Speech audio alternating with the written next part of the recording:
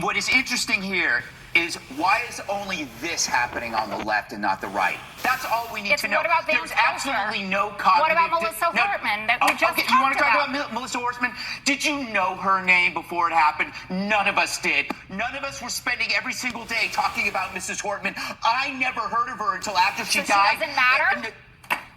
Don't play that bullshit with me. You know what I'm saying is there was no demonization, amplification about that woman before she died. It was a specific crime against her by somebody who knew her. The same. Now you could bring up Josh Shapiro, but then you will not bring up, for example, that was a pro-Palestine person.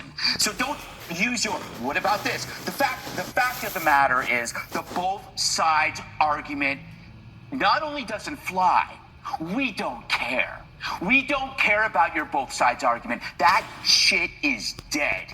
For one thing, there is no cognitive dissonance on our side. On your side, your beliefs do not match reality, so you're coming up with these rationalizations like, what about this or what about that? We're not doing that because we saw it happen.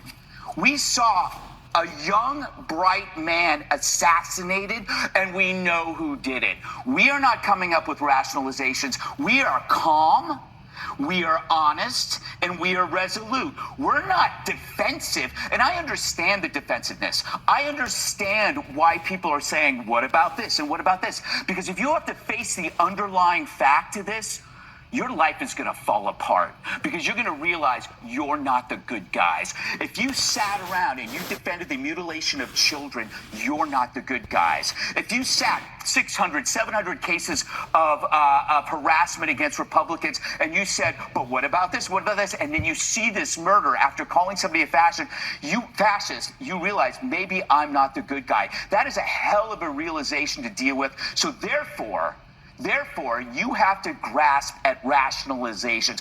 You don't have to do that, Jessica. They do. I don't believe you're part of that group, but why the hell do you have to mimic and echo that crap to us? He was a patsy.